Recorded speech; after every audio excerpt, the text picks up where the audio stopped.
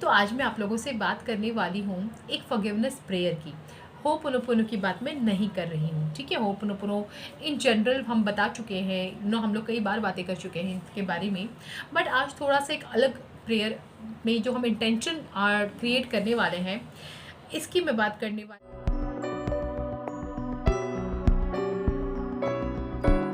Hi everyone, welcome back. मैं हूं मधु, एक पास्ट लाइफ थेरेपिस्ट जो कि grand master tarot card reader.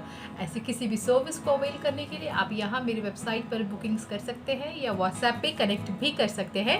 आप मेरे टेलीग्राम ग्रुप को भी ज्वाइन कर सकते हैं जिसका लिंक डिस्क्रिप्शन में दिया गया है। मैं यहाँ पर डायरेक्टली आप लोगों से कनेक्ट हो पाती हूँ। तो आज मैं आप लोगों से बात करने वाली हूँ एक फॉरगिवनेस प्रेयर की। होपोनोपोनो की बात मैं नहीं कर रही हूँ, ठीक है? होपोनोपोनो इन जनरल हम बता चुके हैं, हम लोग कई बार बातें कर चुके हैं इसके बारे में। बट आज थोड़ा सा एक अलग प्रेयर में जो हम इंटेंशन क्रिएट करने वाले हैं, इसकी मैं बात करने वाली हूँ। और इसको हमें कोई 1-2 दिन के लिए नहीं करना, 21 दिन के लिए नहीं करना, 40 दिन के लिए नहीं करना, बल्कि परमानेंटली अपनी लाइफ में हमेशा हमेशा के लिए इंक्लूड करना है। द रीज़न बिहाइंड, हमने कब तो एक पूर्व जन्मों में कब कैसे क्या पाप करे हैं हमें नहीं पता, है ना? हम भोग रहे हैं, अभी प्रॉब्लम्स आ रही हैं। बट हम सामने वाले को तो डेफिनेटली ब्लेम करते हैं कि मैं आपकी जगह मैं भी रहूँ तो मैं शायद मैं भी पहले वाली मधु होती, तो अब नहीं ऐसा करती। अब तो भगवान की कृपा से बुद्धि आ गई है कि मैं ही गलत होंगी, मैंने कभी कुछ गलत किया होगा। बट इन जनरल क्या होता है, हम सामने वाले को कितना कर्स करते हैं कि मतलब है भी उसके इस जन्म कैसे कर्म हो रहे हैं कि वो मेरे साथ गलत कर रहा है तो मुझे कर्ज कर रहे हैं। बट यू नो व्हाट, कभी आपने ऐसा काम किया हो सकता है उनके साथ जिसके कारण आप कर्ज लेकर आए हैं उनसे सफ़र करने का। अब इस लाइफ में अलग अलग सिचुएशन में हम उन चीज़ों को झेल रहे हैं। रिसेंटली कुछ ऐसे केसेस करे पास्ट लाइफ में जिनको बार बार ब्लैक मैजिक झेलना पड़ता है, उनके अपने ही उन पर बार बार ब्लैक मैजिक कर रहे हैं, उसके कारण बहुत सफ़र कर रहे हैं। तो ऐसे में भी पता चलता है क्यों, क्योंकि उन्होंने एक लाइफ में उन सारे लोगों को बहुत टॉर्चर करा होता है, तो अब वो इस लाइफ में उससे इस तरीके से बदला ले रहे हैं। ये आई है बातें सामने। तो दीज आर द थिंग्स जो हम भोग रहे हैं, that is because of our past karmas. वो इस लाइफ के भी हो सकते हैं, वो अदर लाइफ के भी हो सकते हैं। तो अगर आप जितने लोग रिग्रेशन करवाते हो, जो भी करवाते हो, मैं उनको फिर भी फॉरगिवनेस करने कहती हूँ, हो पुनो पुनो करने कहती हूँ, डायरेक्टली उस सोल से बात करने कहती हूँ, है ना? द रीज़न बिहाइंड कि वहाँ तो उस सोल ने फॉरगिव कर दिया, हमने कॉर्ड्स कटवा दिए। बट अगर उनकी दिल की गहराई में हमारा झगड़ा होता है, किसी से माफ़ी मांगते हैं, उस बंदे ने हो सकता है हमें ऊपर से माफ़ कर दिया या फिर माफ़ कर दिया कैजुअली, बट दिल में अब भी कहीं है वो गुस्सा अंदर बसा हुआ जो बाद में कभी चल के फिर ट्रिगर हो सकता है। तो अगर हम उस सोल से रोज़ ही माफ़ी मांगना स्टार्ट कर दे, तब तो वो धीरे धीरे शांत हो जाएगा ना। उसका वो जो ट्रिगर वाला पॉइंट है वो भी तो ख़त्म हो जाएगा, शांत हो जाएगा।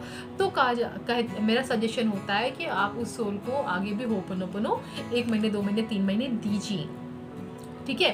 तो ये हम बात करते हैं जब होपोनोपोनो की, तो एक पर्टिकुलर लेवल पे करते हैं, या फिर इसको मेडिटेशन में इंक्लूड करने के लिए कहा जाता है। एक सिंपल सी इसको कहती हूँ फॉरगिवनेस प्रेयर। मैं हिंदी में अगर बात करें तो आप इसको क्षमा प्रार्थना भी कह सकते हो, जो हम डेली बिना किसी प्रॉपर ऐसा कोई इंटेंशन दिए कि इस बंदे के लिए मैं कर रही हूँ, नहीं, मुझे किसी के लिए नहीं करना है, मैं इसको अपने लिए कर रही हूँ। उस ब्रह्मांड से मेरी बात हो रही है, उस ब्रह्मांड से मैं कनेक्ट हो रही हूँ।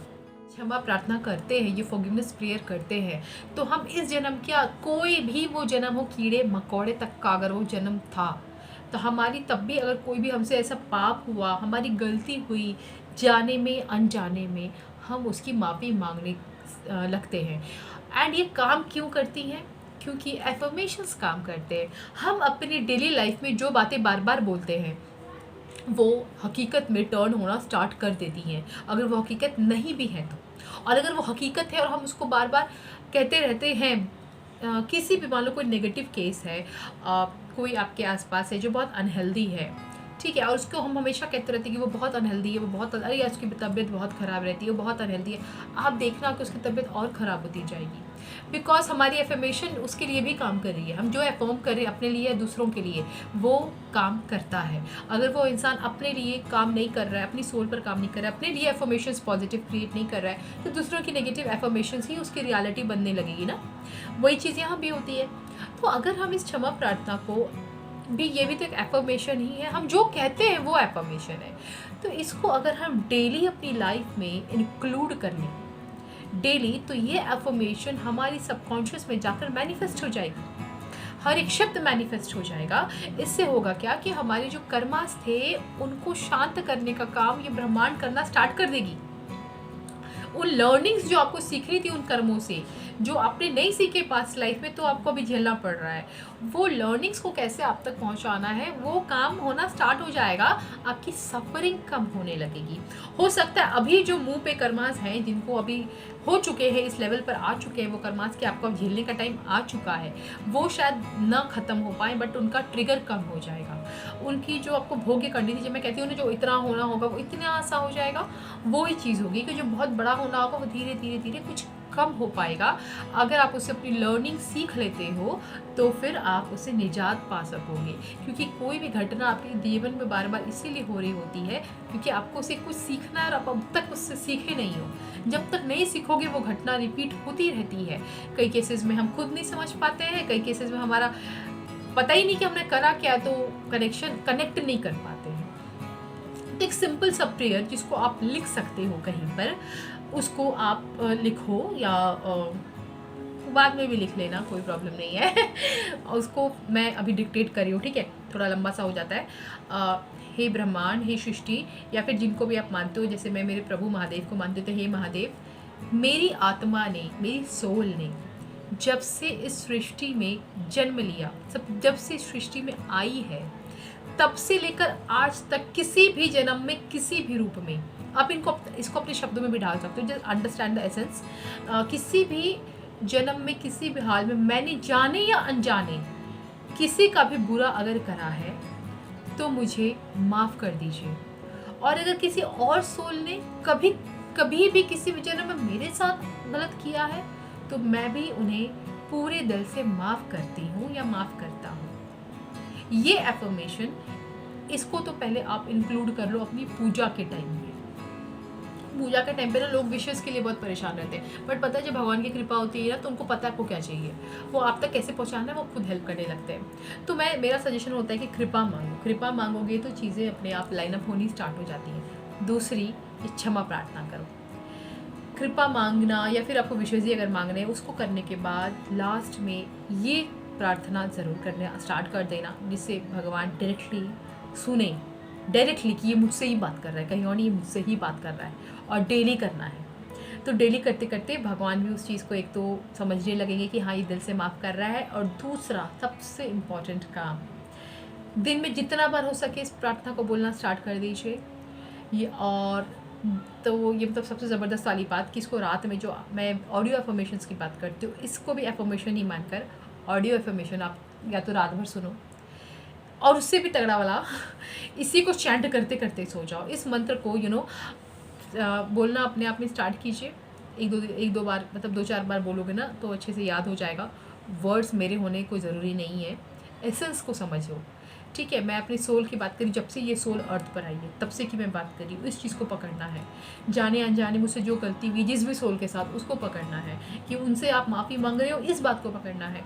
आप दूसरों को माफ़ करिए, उस एसेंस को पकड़ना है, एंड इसको आप अपने शब्दों में डाल सकते हो। एंड देन इसको चैंट करते करते आप सो जाइए। ऑडियो एफर्मेशंस में भी आप इसको रात भर बजा के छोड़ दो।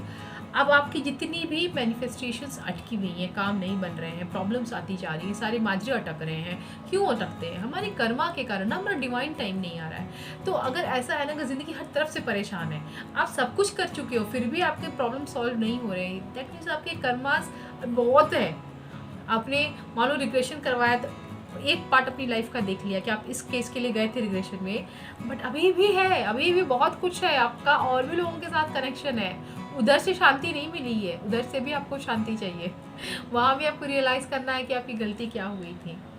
तो इन प्रेयर्स को आप इंक्लूड करके अपने उन कार्मिक फलों को रिड्यूस कर सकते हो। इससे आपको रास्ते दिखने स्टार्ट होंगे, आप स्पिरिचुअली भी ग्रो होना स्टार्ट हो जाएंगे, क्योंकि उस यूनिवर्स की डायरेक्ट, वो जो हम कहते हैं रेकी में, ब्रह्मांड की सर्वोच्च ऊर्जा, वो आप पर गिरनी स्टार्ट हो जाएगी, आपको गाइड करना स्टार्ट कर देगी। आप जब हम स्पिरिचुअली एनलाइटन होना स्टार्ट हो जाते हैं, ये मेरा अपना एक्सपीरियंस है कि जब हम प्रॉपर स्पिरिचुअल लेवल पे आने लगते हैं, हम एनलाइटनमेंट होते हैं। लोग कुंडली जागरण से कितना डरते हैं ना, लोगों के सुन के मैं भी डरती थी क्योंकि मेरा भी कोई गुरु नहीं था।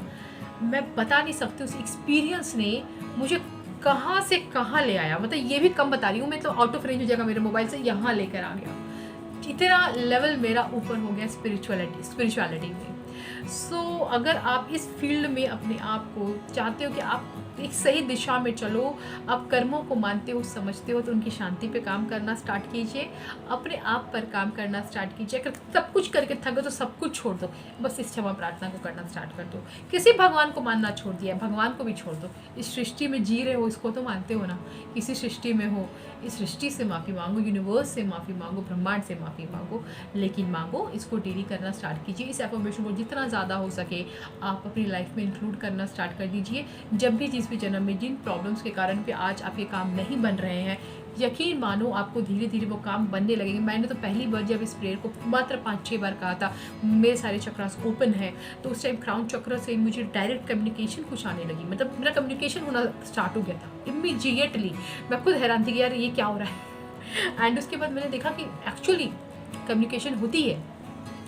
तो वो चीज़ आपको भले ही फील ना हो, if your crown chakra is open, your chakra is open, तो आपको वो एनर्जीज आपको भी फील होंगी। If not, that does not mean कि आपकी एनर्जीज काम नहीं कर रही है, थोड़ा लेटली करेंगी। तो काम में तो लगे रहो, काम तो करो, and everything will work for you.